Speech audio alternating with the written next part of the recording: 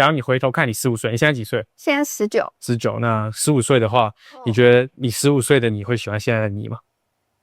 哇，我觉得一定会一定。我15岁，这是一个高的评价哦。对啊，我跟你讲，我有追踪你哦，你是不是有一集就是讲这个，就是好像你那个。好，跟你讲，好，15岁的我呢，那时候就是国中快要毕业嘛。那时候我其实对自己超级的，因为我就是从小就是对自己要求很高，然后15岁刚好就是考完会考，然后我整个人就是考差了，我觉得我未来完蛋了，我的生涯应该是没有任何的机会了，就是那时候的世界很狭隘，然后就觉得我就是一个完蛋了这样。然后可是呢，我心里面就一直有一个梦想，就是我很希望成为一个有影响力的人，我很希望成为一个能够帮助人的人，所以那个时候觉得泡汤了。但现在看到19岁的我，就是我突然发现，我开始在做我喜欢的事情，我在我喜欢的学校念书，就是我觉得我可以透过教育帮助人这件事情，然后我也在经营我自己的自媒体，我也觉得我的自媒体是有影响力的，所以我那时候一定会觉得哇，为自己拍手，完成了一个我的梦想清单。我觉得很厉害对啊，而且刚好那个太有剧情了吧？15岁的自己对自己很失望，或者是说看不见未来，然后这样回头看，也反差很大。谁想的题目也太好了吧？哇，厉害！以15岁的我会不会喜欢现在自己？我反而是想到我现在的我很讨厌我以前自己。对，为什么啊？因为太幼稚啊，都在乱晕船，然后读书都没认真读，才走到现在这样子。对，不错，一直把我们节目带到一个我没有想过的深度。那我想延续这个问下去，你觉得5年后的你会有看不惯现在自己的吗？那对一定多多少少会啊。对，我觉得5年后最看不惯的现在我应该就是我也不知道好难想啊。就是因为我现在追求的东西全部都是很现实的那种，比如成绩啊，就是对，还是最近有想要尝试的东西，其实都是往职涯方面去想，所以就好像没有过去那种纯真的感觉。就是最近都是在想说要不要找回那种纯真的感觉，就算我已经说我已经放弃了金钱这个目标之后，对，但是因为人嘛，还是会因为外界成功失败来判断自己，所以我也说不准5年后会讨厌现在自己的哪里，但我觉得应该是剪平头。好，那你就不用讨厌自己啊。终于，我觉得也是终于此时，终于当下的很好的缘分。对啊，所以我觉得至少我听到你刚刚讲的意思，就从头到尾整个串起来的话，因为你也很希望真实，你也不喜欢说谎，然后你也讲到，也就是说你有点不 care 未来的你会怎么样看现在的，因为你就是想要把现在的你也活好。我看到的是这样，对，所以我觉得谢谢你。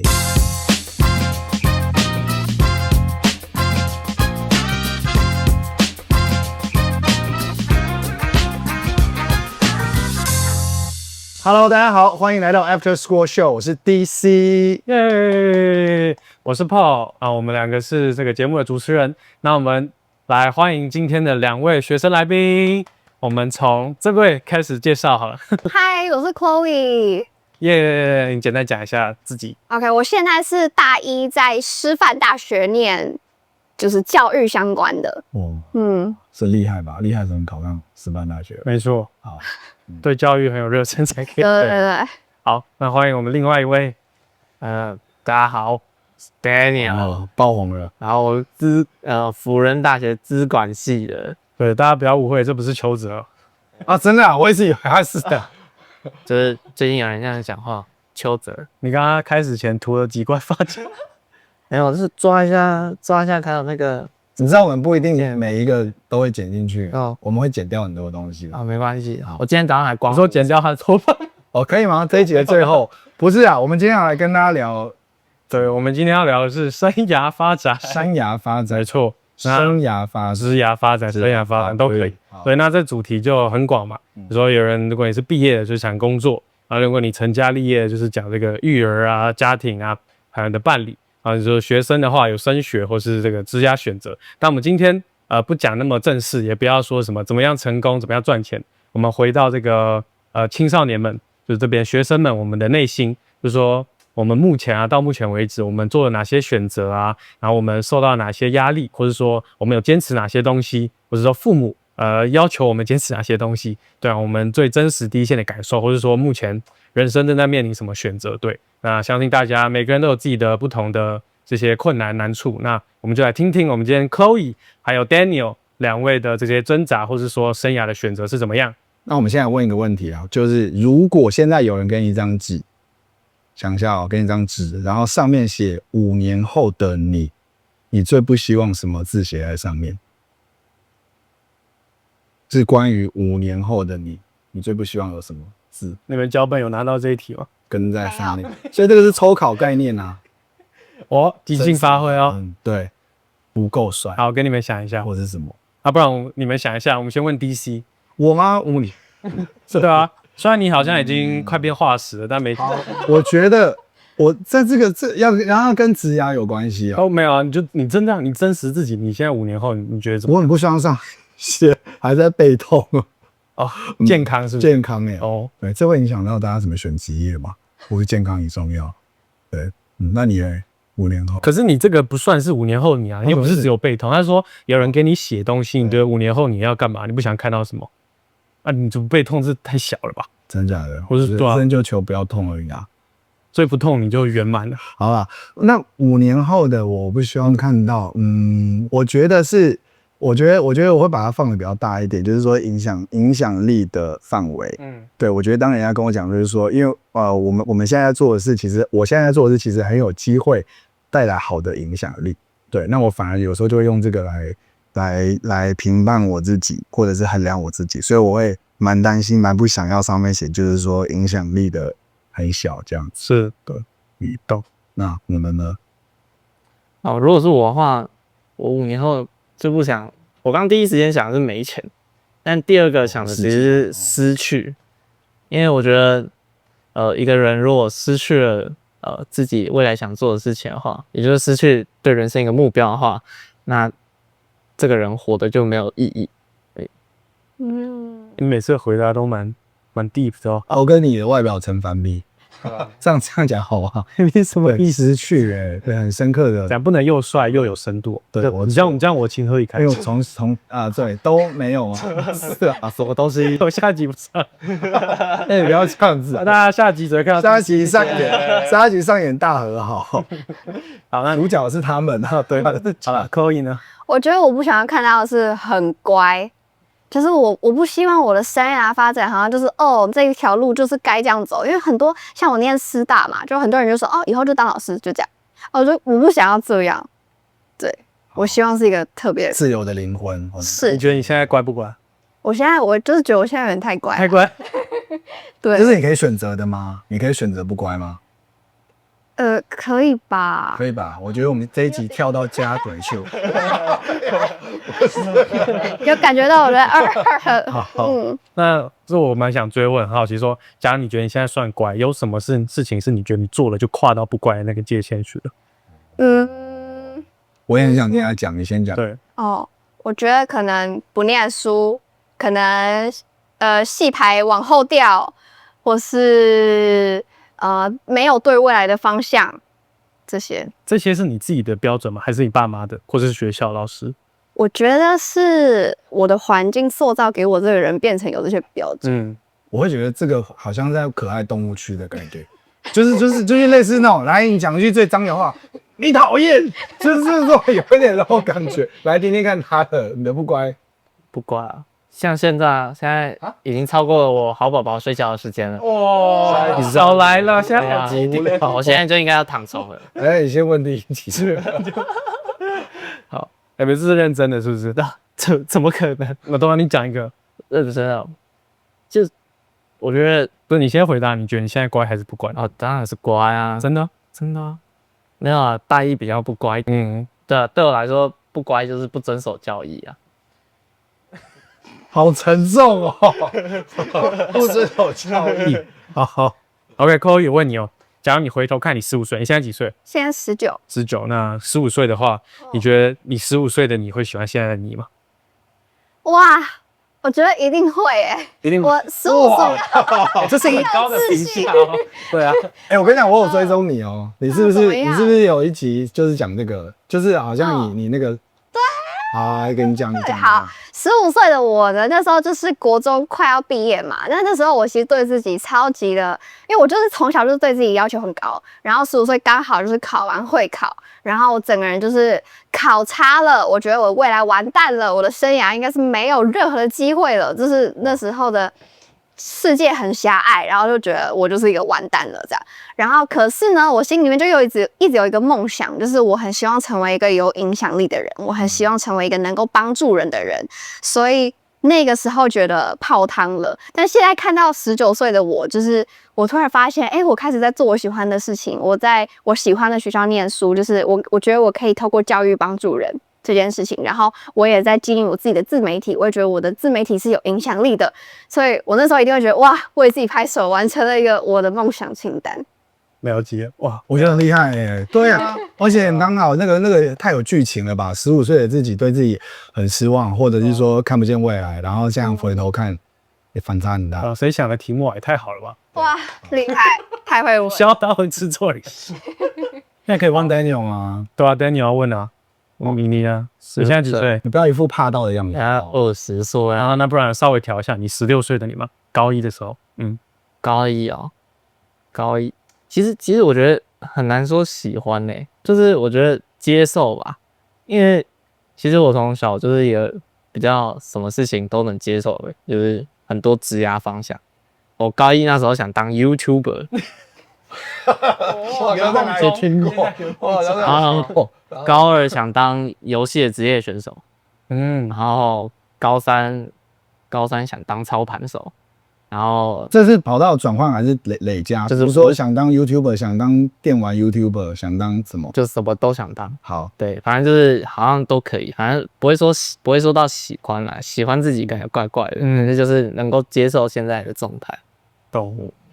我觉得跟讲职涯，所以其实跟喜欢也是有关系耶。你喜不喜欢你做的事？你喜不喜欢你在做这件事的时候的你自己？那我觉得应该算喜欢，因为其实我不管尝试什么东西，我都觉得都是一个新的方向啊，就喜欢了，对。所以对我来说应该15岁、16，但我16岁都在翘课啊。对啊，喜欢啦，喜欢。好，所以翘课的你会喜欢现在的自己？对，觉得翘课还考上辅大，是这样吗？对，还不错。好，下一题。我想说补充一下好了，因为我们直接开始问问题，但也可以了解一下背景，说问一下两位目前生涯觉得在什么阶段，人生在什么阶段，还有说正在面临什么选择，这样。对，那一样我们Chloe先分享一下。我觉得我现在的阶段，因为刚上大学，就是一个探索，而且我自己给自己就是我不想要限制我说，我以后一定要做什么工作，或是我一定要往哪个方向走，而是就是先探索，什么都可以试试看。想要做媒体就去做媒体，想要去当系学会会长就去选看，就是像这种的，就是都试试看。然后未来的职业会是怎么样呢？就是从喜欢里面去找，这样。对。好，不要当系学会会长。好。可以当个他，你是因为喜欢去当的吗？是一个野心，对，一个想要达成的成就。但我觉得不一样啊，其他系的系学会长跟政治系的系学会长不一样，不一样因。为政治系的选举跟系学会那个政治的成分真的太重了。对，其他非相关科系的系学会真的是做事情嘛，就是说可能为同学怎么样稍微办一些活动，但政治系的系学会它是高成分，是以后真的想要选举的人会出来选从政的人，对，或是说要职涯有帮助，那个竞争很激烈。那你现在想要从政吗？没有，那你就占了一个位置，然后又不从政。没有，我那时候的对手也没有要从政的。哦，这也是你的职涯，你也可以分析。之后再聊。对，但对我很同意要喜欢。对，那时候确实没有想清楚，但也不是说这是不好啦，就是也是一个很不错的经验跟什么。对，那 Daniel 呢？人生的阶段，我觉得现在就是现在已经困在一个焦虑在里面，因为我以前一直以为我的方向很确定，像我国3的时候想去读中正预校，然后去当空军，但后来发现自己色盲，所以不能当空军。你什么真的很广哎、所以色吗？所以这个杯子上的爱心是什么颜色？绿色随便。我开玩笑啦，我们下面接受捐款，对啊， 1人1块钱，救 Daniel。我想最讨厌的人就是听到我是色盲，然后就拿红笔蓝笔出来，就你这种人啊，我是拿爱心诶、不一样一样的道理啦。你看见的不是爱心吗？然后第二个问题就是你看得出来红绿灯是什么？不是啊？你知道那血是红的吗？他是蓝色啦他才是真正的坏人。不是蓝色，好随便。我这你的很广诶、还要当狱官，反正哇，中纪预校。啊，就是反正那时候觉得自己很确定。反正我那时候高中考大学的时候，我也是随便考，就是我那时候想说啊，保底随便我去哪边都可以。然后我是前2周才想说，因为我考台大，因为我前女友是台大的，就不爽啊，我考台大的。然后我就想说，我一定要考台大，但是反正就是我以为我有很多方向，但最后到现在的话，就是我整个方向收敛不起来成一个方向，所以就会变成是啊，我好多选择在选，但是呢，不知道选什么，然后就会被现实所困惑，然后你会不知道自己的兴趣，然后你也不知道你的兴趣能不能跟，就是兴趣太多了，但是不知道哪个能当职涯，然后因为当职涯又要想到钱，然后想到钱又要想到未来，反正就是整个都在很焦虑的地方。我觉得这很有趣，因为虽然他们2个都是在很多选择，都也是比较像在探索，就是在找自己已经在一个路上啦，已经对啦，然后一边走。但是 Daniel 是比较像是都探索过很多了嘛，对吧？就是都当过，你也打过电动，之前有分享过，偷对，谁没打过电动啊？他是说认真想要开实况，对对吗？但是都不知道想要确切走哪，对，这个很有趣。对，好，那我们就下一题，就说，我分享一下我自己好了，毕竟我也算学生嘛。是啊，因为我现在是他们的下一个阶段，我是快毕业了，对，然后要当兵，对啊，对男生来说，当兵其实是一个蛮卡住的一个阶段，比如说你找工作啊或出国都被卡，对啊，我就想说，毕业之后要做什么啊？要继续创业，还是要找工作，还是要去读研究所，或是什么，就是打工换宿当游民1年等等，这也是我现在在面临的选择。对，那之后有时间再多分享。好，就是说现实一点的一个题目，就是如果有一份工作它很稳定，然后它可以让你不用太冒险，然后它的收入也是还不错，很稳定的，但是你们知道自己不会喜欢这个工作很久，可是你刚提到很现实的，就是钱，它就是很稳定。然后有些人就是追求希望生活很稳定，时间稳定 ，schedule 稳定，他收入稳定。那可是你知道你不会喜欢很久，做不做？为什么？我的答案就是不做，我觉得这就不是我的兴趣，那我就不会想要拿去当我的工作。没有真正出过社会的人，应该可能就是你这么有个性，很好。就是怎么讲？举个例子啊，我之前去拉面店打工，我就看不爽那个日本人一直做事情啊。拉面店不就是我开的吗？他做什么事情？他做了什么错事？就是我做外场，叫我进去内场炸鸡排，但这就是不是我有兴趣，但是能给我稳定的薪水，然后就不爽。然后后面我就跟他吵架，然后我用 ChatGPT 跟日文跟他吵架，然后我就写时间差会不会有点尴尬？啊，时间差？对啊，你还要先跟 ChatGPT 讲，然后再翻。没有，我是写信给他。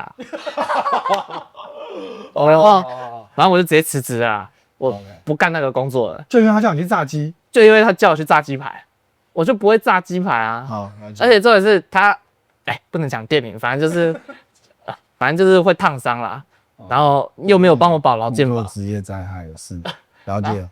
然后反正我就觉得，就像我回到刚刚讲，也有讲到，就是我自己觉得，如果人没有一个目标的话，那如果今天做的事情不是你的兴趣，然后只是为了那个稳定的薪水的话，那你干嘛活着？这样。可以呢？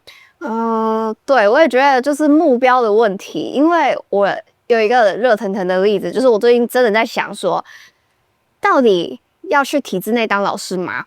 这个问题，因为我们通常这种就是大一就要开始选择要不要修教程嘛。那教程就是在体制内当老师，他会有一个非常稳定的薪水，然后你可以每天的日常就是很稳定，每天就长那样。但是我就觉得好无聊哦，就是没有说这个工作不好，绝对没有不好，但是我就觉得那可能不会适合是我想要做一辈子的工作。但是真的不去做吗？我也觉得没有到我好像真的完全不做的那个程度。我觉得如果我的目标是我想要在教育现场做点事的话，那这可能会是我的一个入场券，这样。那我可能可以，对，我可能可以做个3年，然后真的去学到一点东西，然后之后继续在教育界，但可能不是在这个工作岗位上面。对。那我们呼应一下好了，假如你看到5年后你真的在当老师了，你会怎么想？你说体制内老师啊？我可能会觉得可以不要那么无聊吧。可是你刚不是说接？等一下。但一些他的分也是针对他自己，对，我说我自己，我自己，很多人做得很开心啊。对啊，对啊，对。不过我还是因为我身边有一些老师，所以我还是要讲，其实老师这个角色，应该他们都是属于体制内老师，其实是很辛苦的。然后要付出很多很多，然后不管是在台面上教学上啊，或者是私下要去关心学生负的一些责任，所以真的是要好好的这个敬重我们看到的所有的老师们。对，那只是说你的选择，你希望有机会未来除了体制内，也有机会往体制外去的老师去发展，因为其实很多相对来说，就是很多学生会在体制内，有的学生会在体制外，都需要好的老师啊。对不对？我们上次好像也认识一个体制外的这个学生嘛，这是学生，对，也会需要。那我想追问 Chloe， 就是说，因为你刚刚虽然举的例子是老师，可是你现在已经有在做一些事，就是自媒体。如果我们稍微把自媒体当做至少你现阶段的这种志向职业在做的事，那你把这个喜欢变成你的有点像工作以后，你会回想一下，在你做自媒体的这个过程当中，有没有比如说是热情，还是自由，还是生活的界限就慢慢没有了？你怎么去？有没有这些的发现？我觉得生活的界限会慢慢没有是一定的，就是你会，特别是自媒体这件事情，就会觉得你的生活就是随时可以拿来放到网络平台上，所以你在做任何的事情的时候，就觉得，这好像该拍一下，那好像也该拍一下，那生活就没有生活了。对，所以如果一定要说到热情淡掉的程度，我觉得这种生活平衡还行，但是有一个真的让我曾经觉得淡掉的是，有被人说话的这件事情，被人留言或是被人私讯，然后一直批评那种，那我就会觉得哇，这真的让我的热情渐渐的消退，就是我觉得很需要平衡自己的心情啦。这感觉可以另外开一集来讲。没错，酸民的，你们都是对酸民有啊？就他。好，那刚刚有分享了我们的选择嘛，就说大家会选喜欢的东西。但我现在想问，就是2位说有没有坚持跟放弃过什么？就像我们活了快20年来，对吗？一定有坚持过跟放弃过什么事情？对，那有没有是对你坚持到现在的？那有没有是你之前很坚持放弃的？对，这个我非常感兴趣。我觉得他放弃很多，他已经讲过了嘛，就是什么游戏啊，然后 YouTuber 啊、前女友啊什么的。这个，你先讲你坚持。前女友是被放弃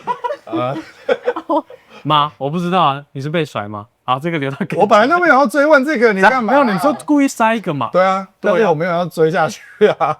你有没有坚持的是什么？没有，坚持坐在那个地想一下啊。我们先问 DC 好了。我吗？坚持什么？你有没有坚持到现在？好，我细数一下我的职涯发展。其实呢，我第一份工作是为了国家做的，就是当兵嘛。然后后来我有做一个在，这个产业现在好像有一点已经不太一样了。我在那个补教业，补习班。然后当时我在工作的时候，还是那种百家争鸣，就是大家都要很多补习这样。那我在一家很大的补习班工作，那我觉得那时候我的工作的接触的对象也蛮大部分是青年、青少年、学生族群。然后后来我的工作也都是跟学生族群很有关系，就是怎么样，比如说跟家长一起服务青少年啊什么等等。所以我觉得我好像这就是我的坚持，就是一直是跟当代的年轻人有关。这样子。那从以前可能是第一线陪伴，然后到现在慢慢透过网络平台，透过这些多媒体去服务青少年，所以这算是我的一个坚持吧。那放弃呢？放弃放弃从艺嘛，有安静哦，放弃没有啦，放弃什么？你有赚钱没有？我不知道。对，你追问一下，你会不会问啊？因为我不知道，像是你有没有真的想当过饶舌歌手，或是什么流行饶舌歌手这也太娱乐圈？不要那么对娱乐圈。为什么娱乐圈？娱乐圈是他吧？我干嘛？我有想过，对，干嘛？我有想过当那个就是学习去那个婚礼做歌手。这样，因为我觉得那是一个很特别的场合。那我觉得我又不太可能做那种很专业的那种发片歌手还是什么。可是我觉得我蛮有兴趣，然后也好像有可能可以在一些特殊场合里，然后去制造一些氛围啊，然后去带来一些美好的回忆啊。然后当大家又专注在新人身上的时候，就不会对歌唱的能力太挑剔之类的。好，对，各位观众，欢迎预约他去串场，赚些外快很不错。没有啦，很好笑，我就主持唱歌又找我去当歌手，然后说他很好笑，我很好偏吗？好，没事。好，两位来想好可以自己讲。我想好，就是我坚持放弃失误，放弃什么？放弃啊，坚持尝试新东西啊，这样比较讲不到那个。很好，坚持尝试，不断的尝试，对，不断的尝试。因为就是讲一下经历好了，反正就是小时候从小到大每一个阶段我都有想做的事情。反正第一个阶段就是 YouTuber 嘛，对，这个从小6就想到了，但其实更早其实就是当那个空军鸟，反正就是变成一种鸟类啊。就是小1、小2的时候，反正反正共同点就是想飞，不对，就是第一个是想飞，第二个是想做影片，然后国中的时候又想当软体工程师，因为看了那个祖克伯的传记，然后到高1的时候又想当电竞选手，然后上礼拜我又想开始做火箭，然后上礼拜开始想做火箭，他真的很广，真的很有想法。因为我看那个麻省理工那个 MIT Portfolio 有一个，他们麻省理工很强，就是他们高中上大学，他们有些人可以用特殊选材，那些特殊选材的人都在做一些机械工程。我看到有人在做火箭，我就想做火箭。对，反正就是我很愿意，但是这就会变成，其实我觉得，其实一般大众都觉得3分钟热度好像就是不太好，因为你没有坚持一件事情。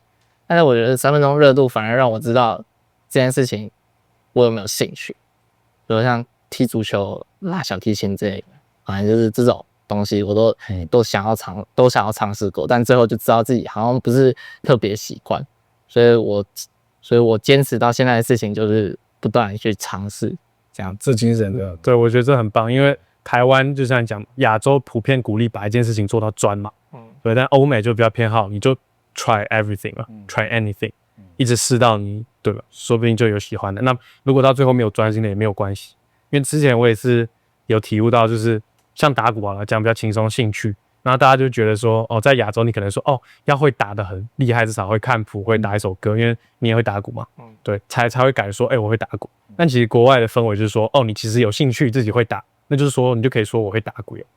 对，就是一种差别蛮大。对，为什么一定要很精通才会表达自己？对啊，你喜欢，那其实你就可以了。你不要说你连鼓棒都不会拿就好。对的，但是我觉得很棒，你这个是要给亚洲家长。好了，那放弃呢？我就放弃刚刚那个前女友然后呢，放弃金钱的欲望，对，因为这个就是有一个反正高3那一阵子就很想赚钱，然后就是想去做一些，反正就是从以前到大我都是以钱为我的目标啊，然后但是到最近我读了几本书才开始慢慢对自己的金钱观需要有点改善，就放弃了就是把金钱当作是我人生的目标啊，对啊，然后还有放弃刚刚那些讲的兴趣啊，当空军啊，然后当 YouTuber， 但我最近还想要当 YouTuber 啦，对，重新开启，主题不一样了吧？没有，还是做游戏。最近又想要做游戏了，对啊好，下次再来访问你一下。所以我想要问一件事情呢，就是因为你们刚刚讲了自己对自己的一些看法，那你们怎么看你们身边的成人，看你们身边的大人，就是有没有看你们身边的大人，你们很不想要成为他们的？千万不要讲名字出来，或者是讲那样描述一下、形容一下，那样就好。然后也避免在这一题的时候过多的次数的看我。我还以为你说非要讲什么赖清德、柯文哲，微笑，哎，我都讲了哦，还有讲完了之后都讲一下。我不想要成为很固定古板，然后就觉得人生只有这样了的那种大人。哦，把自己缩限了，把自己定型的大人。对，因为我会觉得，不管到几岁，都还是可以，好像可以尝试新的东西啊，可以学习新的东西啊。可是如果比如说我在40岁，我就觉得我人生路就是这样了，那就好无聊哦，怎么可能就这样？对，我会这样想。我觉得我跟寇怡想法不太一样我反而是觉得到一定阶段可以一直尝试，但是我其实偏好晚年，讲晚年会不会很怪？晚年是稳定的生活，对，就是说我自己的梦想是，就是也年轻一直追梦，勇敢，然后尝试，但是到可能50几吧，不知道是一个稳定家庭，有小孩，然后过一个幸福安稳的生活，这样。对，那如果我看到那些大人，虽然他们可能有古板，他说啊，你干嘛那么累啊？就陪家人嘛，假日什么，你干嘛还要什么？我觉得我其实不会反感，我会觉得它是一个还不错的一个退休方式嘛。对，我觉得这是我的重心，但是我同意啦，就是如果可能50岁之前就已经变成那样的人，就是都不敢冒险，然后我说每天朝9晚5，或是对我是觉得那样会蛮排斥的。对 Daniel 呢？这说谎的大人，因为我我刚刚已经说不要一直看我了。没有看一下，是你是唯一的大人哦。对，因为我人生信还有就是太严肃啊，就是因为我的人生信念就是真诚，然后带给身边人欢笑，然后只要违反我这2个人生信念的人，我都会很讨厌。真诚跟代表身边人，讲的很，这个是你上节目前刚刚写的，搜寻一时分句。那个，那请问某一次节目说自己是陈杰宪，算是说谎吗？那个是要看那个人像不像真的。那个是对我的一种感觉。你看到我就像看到这些线的感觉。日本3分。那你现在让我觉得我很不好笑，怎么办？啊，那就很真实。讲完了吗？啊，讲完，我觉得很好啊。他说不想要变成那种会说谎的大人。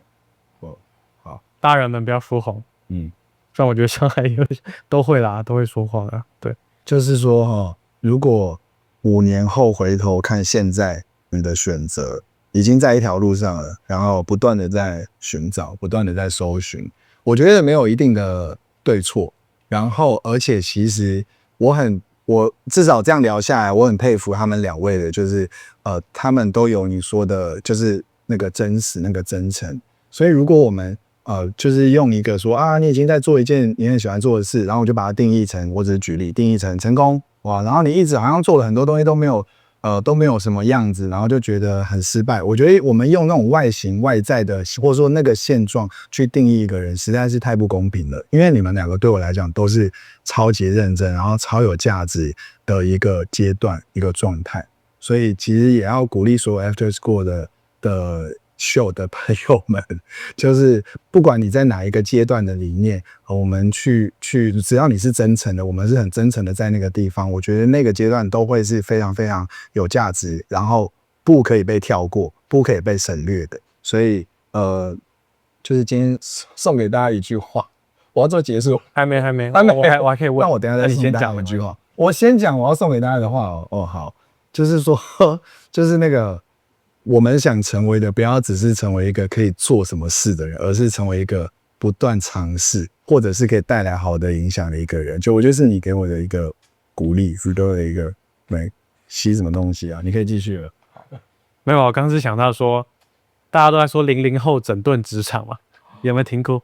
我有感受过。对，我觉得我今天感受更强，因为对以前不是说老人啦，就是说以前的价值观就是说比较追求好的这些负责的表现，在工作职场稳定负责，啊以大局为优先。那就可以看到现在年轻人越来越追求我们刚刚整个主轴嘛，喜欢跟选择是要以个体为主，不要再以什么公司或是社会国家，而是要自己做的开心的为主。对，那其实最后我还没有什么问题，但我想要让两位彼此问一个问题，或是问我们问题。对，我也不一定要问题，就是什么想聊的。因为 After School Show 其实我们不是要带来一个标准答案，我们其实是想要听到很多的学生、不同的学生、不同年轻人对于不同的主题的一些真实的想法。然后我们也希望在这个秀里面，除了听到来宾的一些想法以外，也可以引发所有在一起，不管在短影音或者是在节目里看到的你的想法，所以也很欢迎你可以在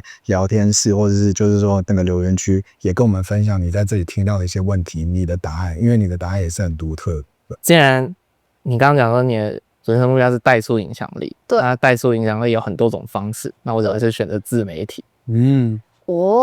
因为我觉得自媒体它是很广的啊，你这个人是怎么样，你的自媒体看起来就可以是怎么样，所以你可以不断的，比如说假设2025的我是长这样现在2026年的我是长这样啊，可是我可以继续的不断每一天上传新的影片，它跟着我一起在成长。所以我觉得带出的影响力是可以跟着我一起不一样，然后我不同阶段在想什么东西，就可以带给那个时候想要听到的，那个时候需要得到这些资讯的人，他就可以得到。对，因为我很讨厌看到我以前自己，对，因为像刚刚那题，我之后以15岁的我会不会喜欢现在自己？我反而是想到我现在的我很讨厌我以前自己，对，为什么？因为太幼稚啊，都在乱晕船。然后读书又没认真读，才走到现在这样子。对，不错，你一直把我们节目带到一个我没有想过的深度。没有啦，那你要问那我想延续这个问下去，你觉得5年后的你会有看不惯现在自己的吗？那对一定多多少少会啊。对，我觉得5年后最看不惯的现在的我，应该就是。我也不知道好难想啊。就是因为我现在追求的东西全部都是很现实的那种，比如成绩啊，就是对，还是最近有想要尝试的东西，其实都是往职涯方面去想，所以就好像没有过去那种纯真的感觉。就是最近都是在想说要不要找回那种纯真的感觉。就算我已经放弃了金钱这个目标之后。对，但是因为人嘛，还是会因为外界成功失败来判断自己，所以我也说不准5年后会讨厌现在自己的哪里，但我觉得应该是剪平头。好，那你就不用讨厌自己啊。我觉得也是忠于此时，忠于当下的很好的缘分。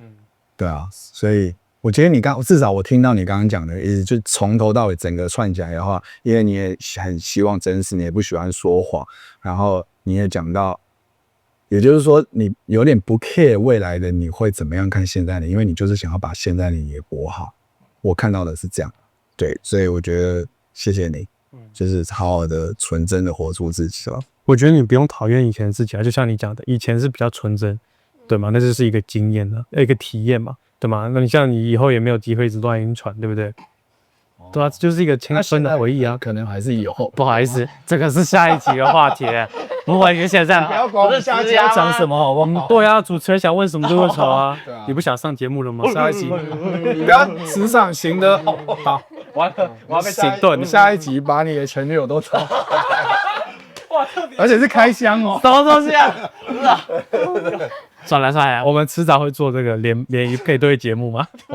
可以啊 ，MC 好玩呢，找得回来。好，算了，不找了。那你做解释好，像你说你选择自媒体这不错方法，那你会考虑从政吗？因为那是影响力最大的方式。为什么是影响力最大？因为他有实质的权利啊。这个角度可以。哇，我觉得我对政治不是很了解啊，但是我所理解的政治是可能他能够做的范围比较是，等一下我想想，我不要乱评论好了。我觉得自媒体能够做的是对于个人的影响，比如说我今天看到一个东西，我原本心情很差，然后可是我看到之后，我的情绪有一些改变。但是政治的话，我觉得它是对一个整个群体的影响，它是可能当然自己心情也会有因为政治而改变，但是我更希望带给人的是那种你在日常生活中可能看到一点小东西，然后就改变了你的情绪，甚至是可能改变你对人生的想法这种。对，我觉得这种可能是政治比较不会去碰到的这一块。理解，就是比较宏观跟个人这样不同角度影响。